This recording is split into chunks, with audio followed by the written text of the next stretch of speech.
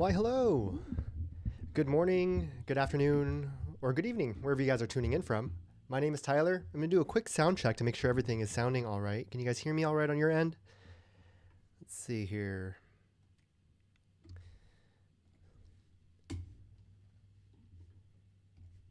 Everything's sounding good. I think it sounds all right on my side from what I'm seeing, but if anything sounds off, let me know.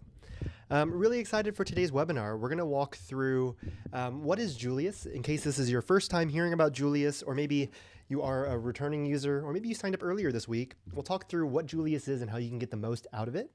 We'll talk through different ways that you could prompt Julius, basics on setting up Julius effectively. And then the last thing we'll do is actually show you our newest release, which is the Slack agent. Really easy way and honestly one of the most cool ways that you could use Julius right now.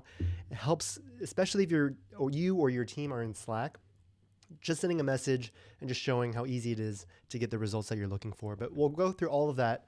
And by the end of today's webinar, you guys should be experts at prompting Julius, or at least getting your analysis done with Julius too. All right, let's go ahead and get started. Let me move over to my demo screen that I have set up over here. I'm actually going to log out just to show you what it looks like from the very beginning here. If you're first going to Julius, you'll be taken to a page like this. This is our landing page. Julius is your AI data analyst, right? This means that it can do all the different types of analysis that you're looking for, from if you're a marketer doing campaign analysis, doing your SEO analysis, maybe email performance analysis. Or if you're just an operations user, maybe supply chain management, you could do all sorts of analysis that way.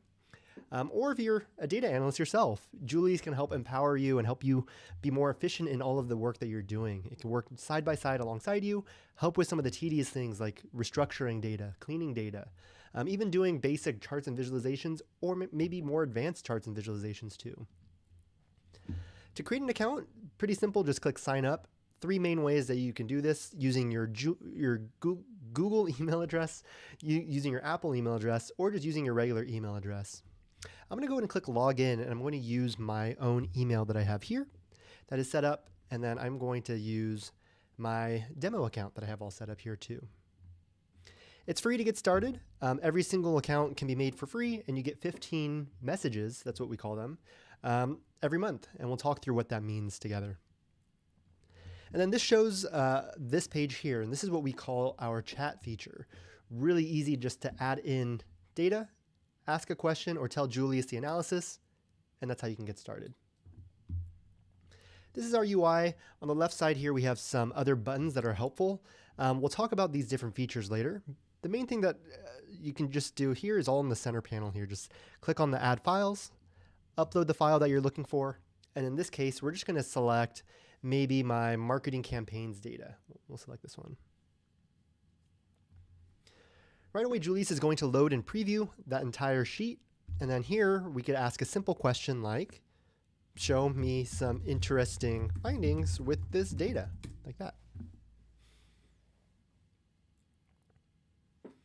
So Julius is going to take my question that I asked it. It's going to think through, hey, what's the Python code, the code that I need to write in order to fulfill my question, maybe to look through this data and find something that's interesting about it. Python is just the coding language that Julius knows and knows how to write in, and it's going to run that code inside of our own environment here. And that's essentially our own virtual computer, if you will, where Julius can run and execute this code. And then already we see Julius coming up with some results here, and we see the results streaming out in real time. I'm going to scroll back up and we'll take a look at what Julius has done, right? So Julius says, I'll analyze the marketing campaigns data and find some interesting insights. It wrote that code out, created some other code in order to visualize this. And then if you're not even familiar with code like myself, you don't know how to read this stuff, don't worry. You can just look at the code explanation to see exactly what Julius had done. It said, this code snippet calculates summary statistics for this data frame and counts the occurrences of unique values in several columns, right? It's a fancy way of saying it's going to take a look across all of the different columns and data that we uploaded in that sheet.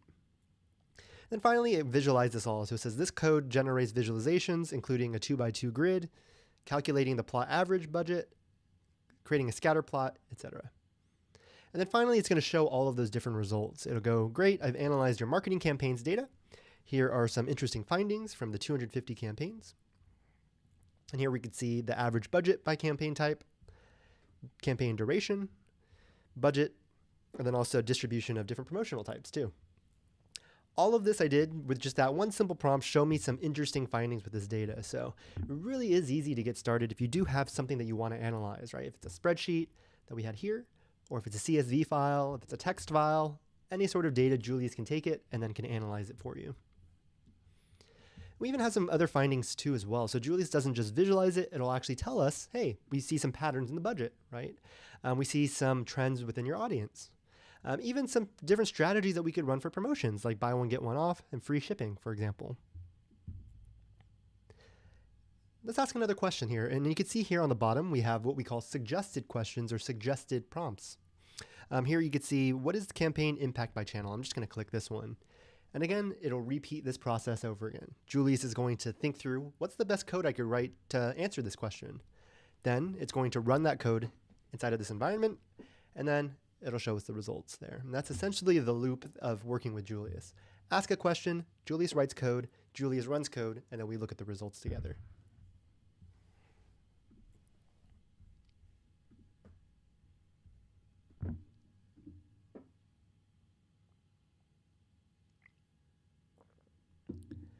All right, so here we have the campaign impact by channels. Julius created several tables here showing the average budget, total budget, etc. Created some visualizations to show this over time. So, hey, maybe some budget we spent on affiliates versus influencers versus maybe radio and TV, for example. And then even success metrics by channel focus. And these are pretty high-level questions that we've asked so far. Julius can do both very high-level questions, or you could even ask it very, very specific questions depending on what you're trying to do or the data that you have. Let's talk about the environment a little bit more. So we have all of this done inside of what I like to call or think about as my virtual computer, right? It's my computer that lives in the cloud. And like any computer, Julius needs RAM, which is memory, or CPU, which is processing power, in order to run the code that it writes. Just like the same computer that I'm using right now to stream to you guys, or the computers that you guys might be using yourselves. Every free account comes with a certain amount of RAM and CPU, which actually is pretty decent for what you actually need for your day-to-day use. If, however, you want to upgrade or you want to use one of these bigger computers, you can do so by clicking on Resources, Expand, and then selecting either the longer lifespan, so if you want your files to last even longer, or the memory boost if you're really handling a lot of like millions of rows of data, for example, or several gigabytes or even a terabyte of data, you could use the memory boost as well. For most use cases, standard container is perfectly fine. I really have issues here. I know that about 95% of users are able to get away with just using the standard container, which is fine. I haven't mentioned this already, but after this webinar, as a thank you for joining, I'm going to share with you guys a code to get Julius Pro for free for 7 days. You could use that to try out some of these different containers, as well as some of the other Pro features that we'll talk about. While we're in the settings menu, there's several other buttons that are pretty interesting here that are worth covering. In the general tab, you could change between light and dark mode, depending if you are a night owl, like some of the folks here are on the team. You could change the model, which we'll talk about what that means. And then you could even change the way that it either shows or hides some of the code. If you really don't care for seeing the code outputs that Julius is doing, you can collapse them and hide them away. And then finally, some other cool toggles here, which really does impact the way that Julius works with you, right? Julius can help learn from what your feedback is. If you give it thumbs up or thumbs down, it could adjust its responses. You can give Julius access to search the web in case you want to look for interesting data or you want to supplement the analysis that you're doing. Auto run code, generally leave this one on, but if you are more technical and you want to edit the code before Julius runs it, you could do this. And then finally, advanced reasoning and extended memory, which we'll talk about later. I talked briefly about the models, right? All free accounts come with what we call the default model. This is between either GPT-5, which we see here, or Claude 4.5 Sonnet. It really does switch between both of those depending on how much demand there is currently amongst all Julius users. Fairly decent. I would say the default one's actually really, really good. These models are getting better by the day, and we're always adding in really good models as they come along. But if you want to select one of these different models specifically, you could use the selector there, and you could choose GPT-5, GPT-5 Thinking, and Claude 4.5 Sonnet. Common question that we get in these onboarding webinars, which one should I use? Well, the answer there is it really does depend on what you're looking for, right? I would say just try out all the different ones and you could see how the responses come out differently. From our own anecdotal experience and from hearing from users, the GPT-5 and GPT-5 thinking are very thorough models. It'll do multiple different steps, be really thoughtful about its responses, but might take a little bit longer to generate those responses from what we've seen. Whereas 4.5 Sonnet doesn't really do as many steps, creates really nice visualizations, but might not be as in-depth as maybe the GPT-5 thinking. But again, it really does depend on what you're looking for. We have some of the old legacy models as well. We have O3. It's funny to think of O3 as a legacy model. It came out earlier this year. O3 is a legacy model that you could select here if you want to try it out. And then we also have Claude 4 Opus. If you want to upgrade to this one, you could try out 4 Opus. In my opinion, I think some of these models are actually better than Opus. It's just Opus is a little bit more complex, and they're handling really complex things as well. But for most use cases, default is perfectly fine. But if you do want to select it, you could use one of these different ones here. Let's talk about memory, right? Say, for example, let's ask another question. Let's say I'm going to upload another file here. Again, you could just click on the paperclip. I'm going to select multiple files here. Let's select some of these other ones too that I have. Customer demographics, some of my sales ones. We'll just do this one here. I'm going to say load and preview these spreadsheets, and join them to my original spreadsheet that I uploaded. Basically, I want to give Julius even more materials to work with here. So I have these other data sets. These are example data sets that I could share afterwards. Just has some customer information, some sales information, product, and also some sales too. Very similar to if you were running maybe like a drop shipping business or we're doing sales and operations at a small company, right? Julius is going to be able to upload all of those to our environment, and it's going to start to analyze those as well. Memory is useful, so we see this here on the bottom right. If, for example, you're working with Julius across multiple days, Julius might lose some of the context it had from a specific thread that you had a conversation with. Maybe you were talking to it yesterday about some of your marketing data, and then maybe today you're talking about maybe some operations data, right? Using memory helps expand Julius's context window. We'll summarize all the different threads and different chats that you've had with Julius recently to give Julius that context to keep it with it in future chats that you have with it. Why is this useful? Well, sometimes if you're working across multiple days, sometimes you want Julius to have that same context from your first chat or your second chat with Julius. Sometimes you've given Julius like a formula, right? You've told it, hey, this is how we calculate our ARR, or this is how I calculate MRR, or here's a specific context about some of the use case or business case that I have. Turning on extended memory helps Julius remember all of that across all the different chats that you've had with it. Pretty handy to turn it on, especially if you're working across multiple sessions too. All right, so we see Julius took a stab at this. It merged everything together. It added in those the 4 other spreadsheets that I connected. And then I'm going to tell it again, let's just do a high level overview. Can you find any interesting trends or insights in these spreadsheets? What are some ways we can, let's say, increase sales? I'm going to press enter. You see this panel over in the right side. We haven't talked about this yet, but this is our Data Explorer. Really easy way for you to see how Julius is first either uploading or managing your data that you've uploaded, for example. So all the spreadsheets that I uploaded earlier, you could take a look at them here. So you see some of the columns and some of the different rows that we have. And as Julius continues to work with the data and starts manipulating it, right? As it starts to filter, maybe it's doing some calculations on it. Maybe it's running some analysis on your data and it spits out a table. All of those tables are going to be visible here in the Data Explorer. This is useful for a couple of reasons, right? First, just to see what Julius is doing, right? A lot of times I'm not even sure how to read some of this Python, just as if I were working with one of my data analyst colleagues, right? I wouldn't really know what this stuff means. But I do know what a table is, and I do know how the output should look or what these look like. Being able to read this a little bit easier than taking a look at the code itself. Separately, as you continue to work with Julius, maybe you want to check the results, right? Maybe you have a really good understanding of your marketing data, have a really good understanding of maybe your financial data. Seeing the results here in these tables, seeing how Julius is using it in some of the visualizations that it makes helps add that extra layer of confidence, like, hey, that's correct, or maybe that's wrong. This is where we need to maybe pivot, right, into the analysis. So generally, I like to keep this Data Explorer open as I'm working with Julius just to double check the work that it's doing, right?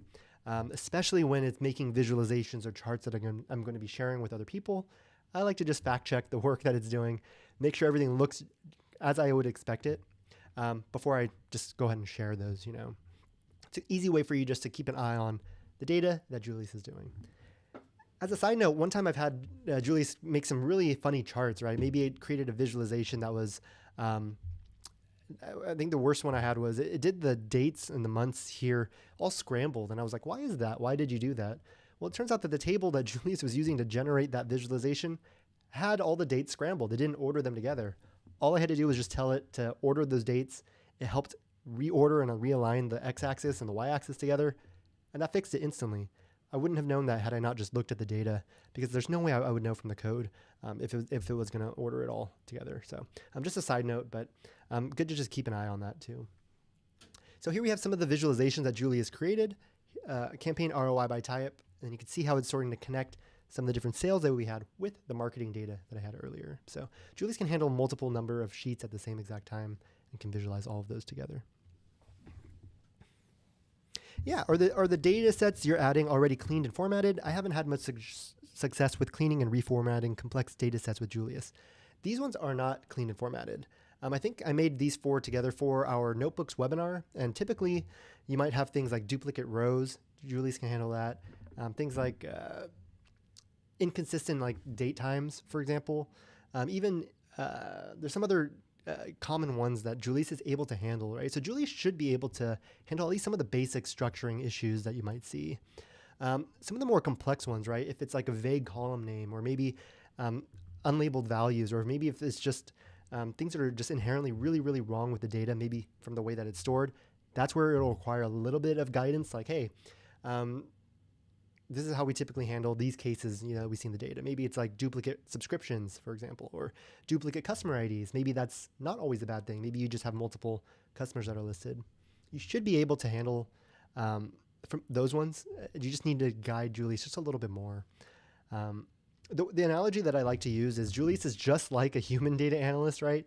If you were to give unstructured data to like either a new data analyst or an entry-level data analyst on your team, you might need to guide them on like, hey, this is how you should clean it up before you do the analysis on it. Some of it, it's going to be able to gather on its own for how it should handle it. Others, you might need to have a little bit more guidance there too. If there's specific ways that you're seeing Julius not be able to handle the cleaning and reformatting, let me know. Happy to walk through some examples there too. But in this example, I think all of this data does have some issues in it as well. We just didn't take a chance to clean and restructure it.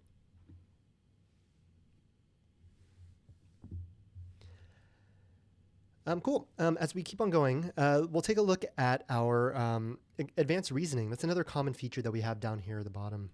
If you have a really complex task that you want Julius to do, for example, if you wanted to do multiple steps all within one single prompt, I would suggest turning this on. It's really helpful.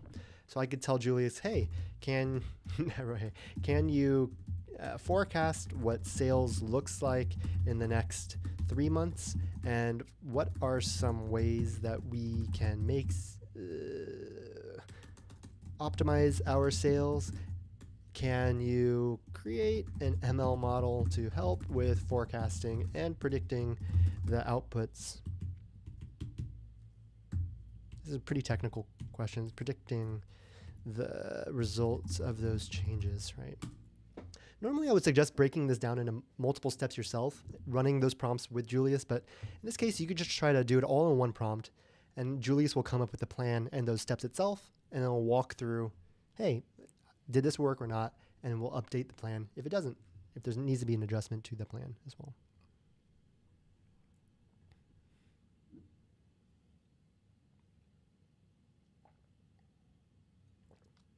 If there's an issue with the code that Julius writes, don't worry. So sometimes like when you see something like this, it's just because there's some formatting in the code, or maybe you try to refer to something else. Um, Again, Julius will take a stab at, you see this turns red here. It's going to run through fixing this error together by updating its plan.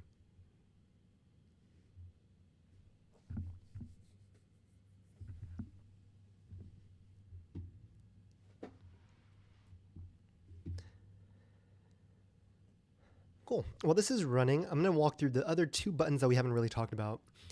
We have one down here called for connect, what we call data connectors. This is a way for us to connect directly to the data that you have without you needing to download CSVs or pull reports from these tools automatically or manually.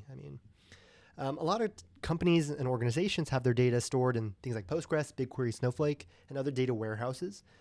With these data connectors, we could plug right into those, query the live data, and then use that all in Julius.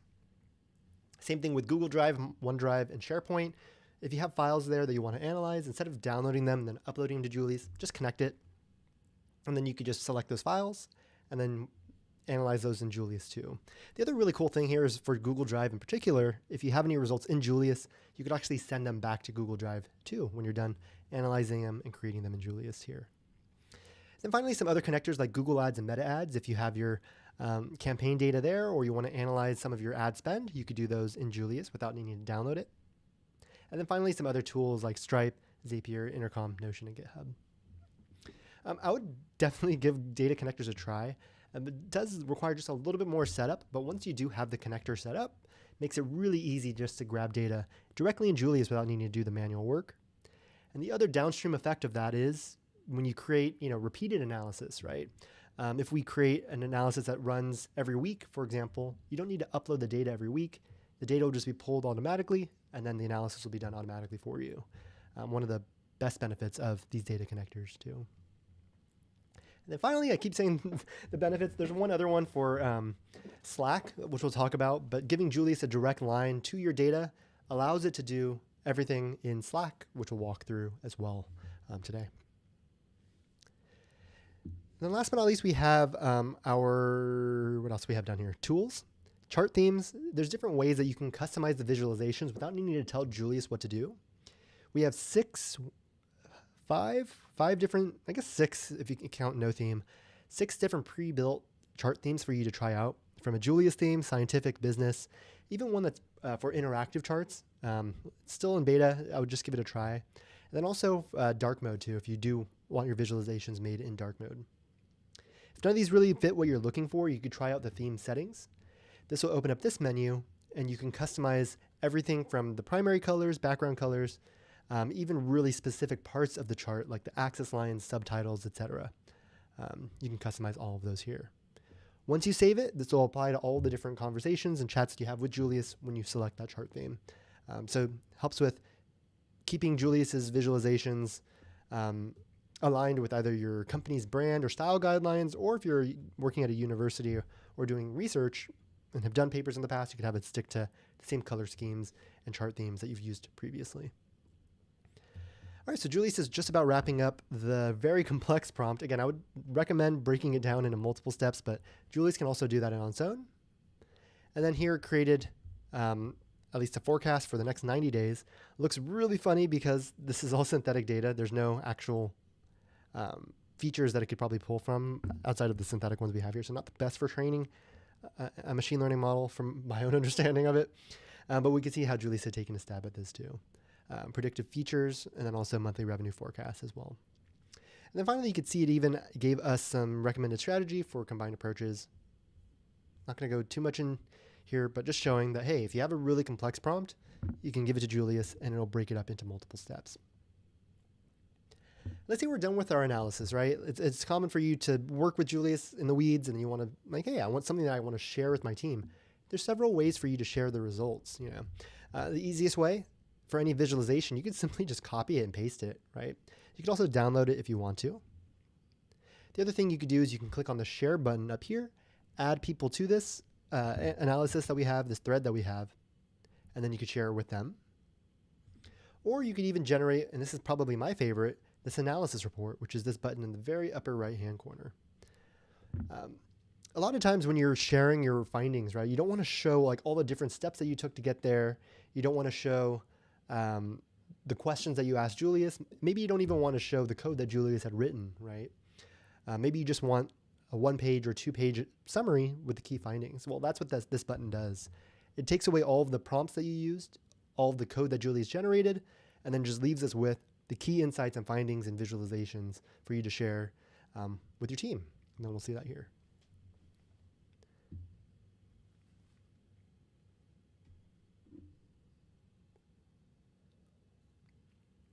So we have a really brief summary, some findings, some of those visualizations that we generated earlier,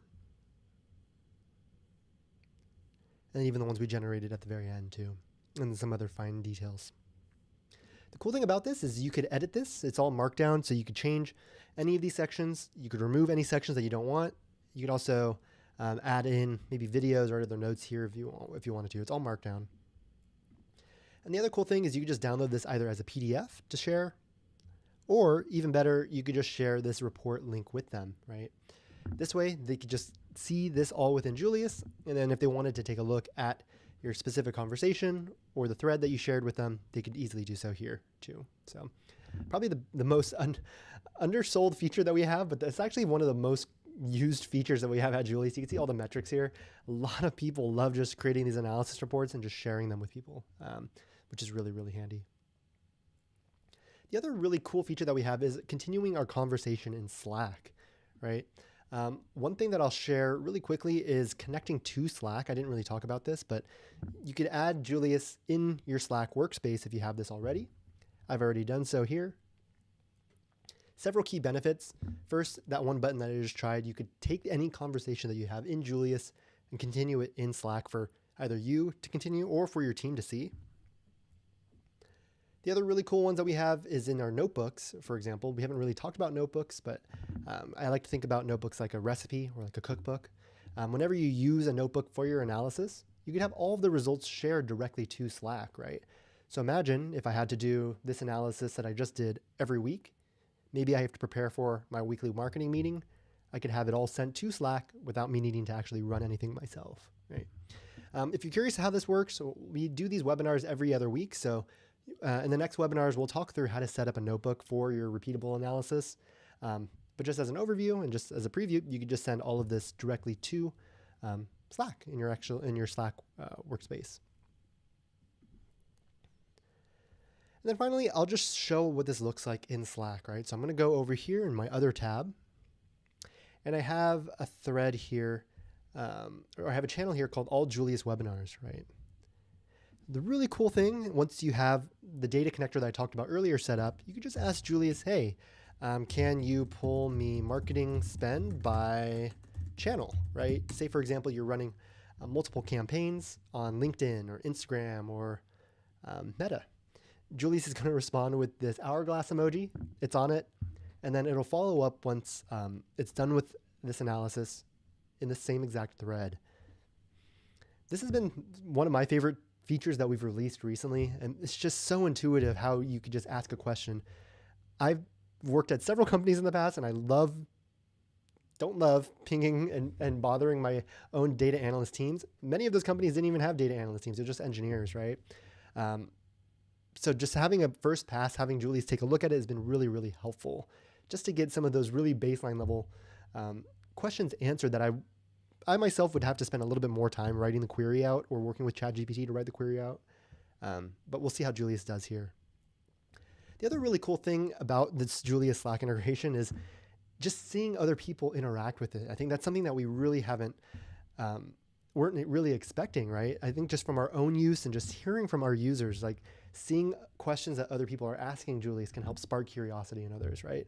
Or maybe just collaborating together on the same thread. You know, you see these same visualizations here and the spend here, right? Just being able to work in the same Slack thread is just intuitive because I think we all spend an unhealthy amount of time in Slack, but it's where things get done. It's where a lot of conversations happen, and just seeing Julius here, it's been really, really cool. So we'll take a stab here. We'll say, Julius, can you visualize this as a pie chart? I like tables, but I'm more of a visual person, so I'll just say this. And then Julius will take a stab here.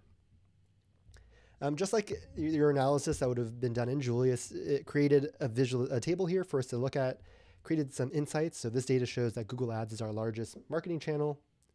And then you could even click on this link, which is open in Julius, and it'll take us directly to this thread. And Julius, again, created a query here. It wrote out the code, executed it, and then gave us these exact results.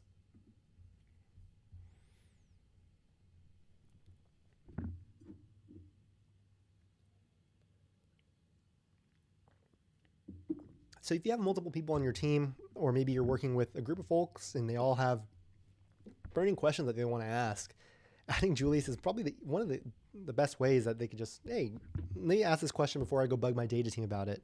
Is there a way that we could do some of this footwork ourselves, especially if there's not that much, what am I trying to say? Not demand, but like when all these data teams that we're talking with are super bogged down by their own KPIs and priorities and initiatives, right? So I know from experience, a lot of people roll their eyes at me when I ask them for basic queries and stuff. So I myself use this with the Julius team, especially if there's some really basic questions or even more advanced questions that we're curious about. It's just one ping away. All right, so we created a visualization here, marketing spend by channel, and then here's one way that you can see it. This chart shows that Google Ads, again, dominates our marketing budget, and then et cetera here. Is it possible to connect Julius AI and share visualizations or analytical findings directly within Power BI dashboards for enhanced real-time insights? We don't yet have a Power BI connection. The closest thing we have to that is the MySQL connector, but we don't have anything that directly integrates yet with Power BI, so that way you can go back and forth, right?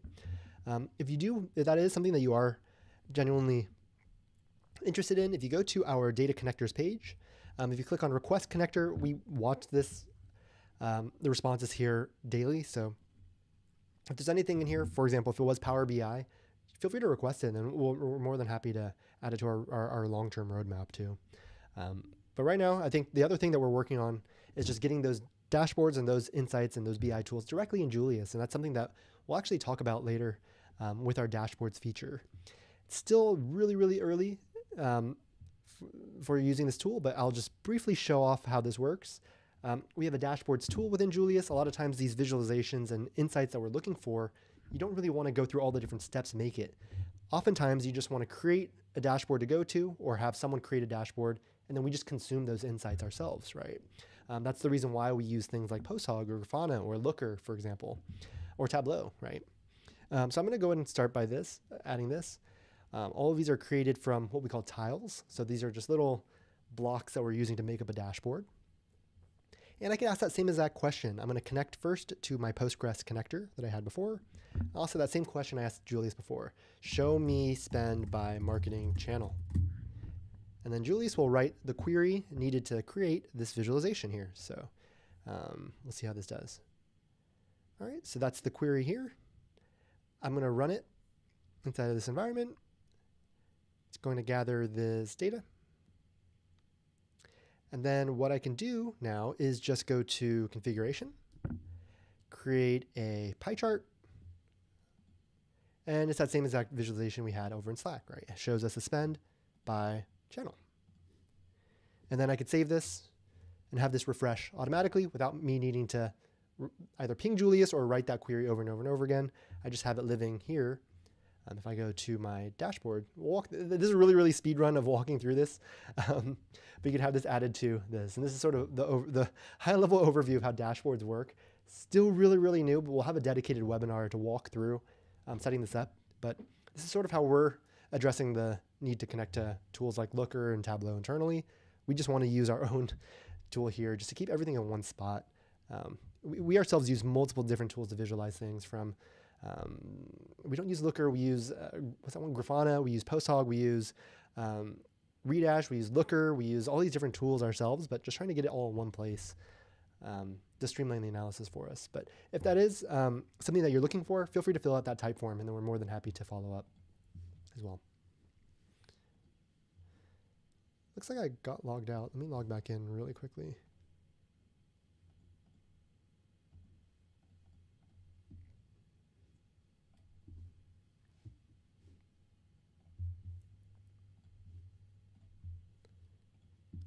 So that's our visualization here.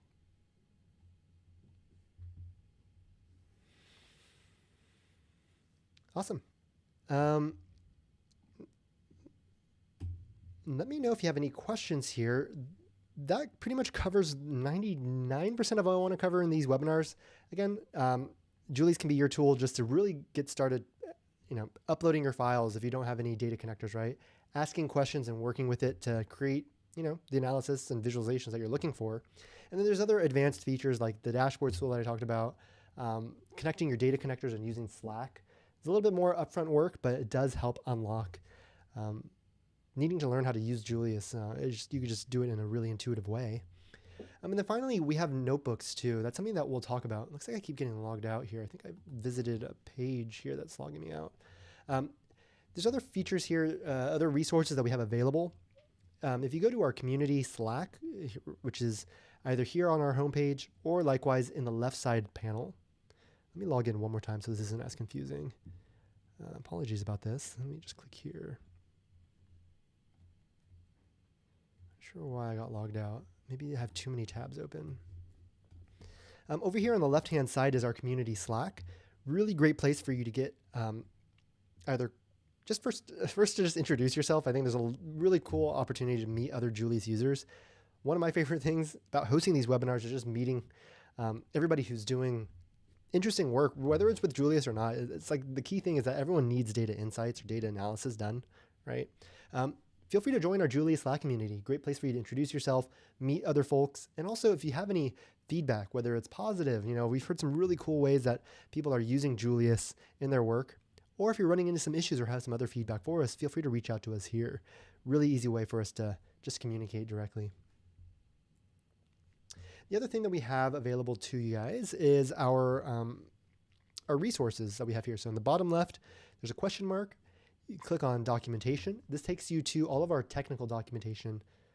I don't know if technical documentation is the right way to describe it. It's just all of our docs that we've written out for all of the different features that we've built, from data connectors, which we've talked about earlier, to the data explorer, which we also talked about earlier, and even some ways that you could easily get started with some videos, how to add data, some common questions, etc., all within our documentation for you to refer to.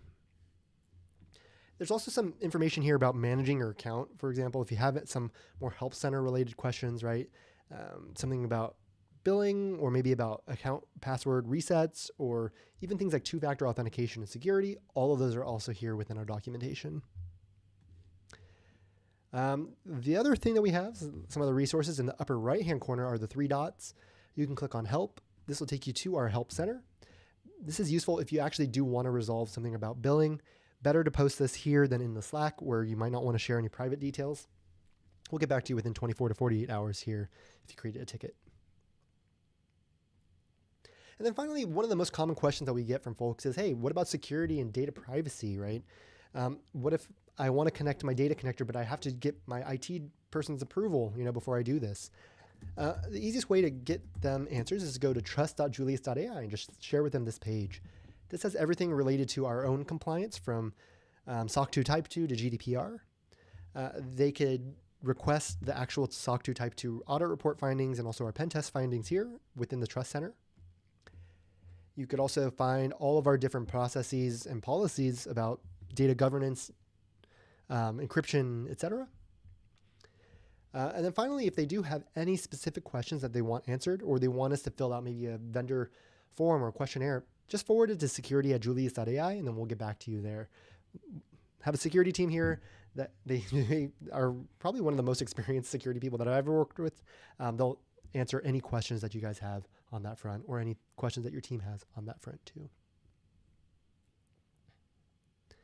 Finally, just want to say thank you again for joining this webinar. Know it's a lot of information. Hopefully this is helpful for just getting you started. We do these webinars twice a week. We have all of our webinars posted on our Luma. Also, if you go to YouTube.com, let's see Julius here. Julius AI. All of our YouTube webinars are recorded here as well. If you go to live, this has everything. Oh my God, all these thumbnails are crazy. We have all of our onboarding webinars that we've done in the past, as well as some of the deep dives we've done on things like notebooks or data connectors, or even our Spanish webinar hosted by my good friend Simon.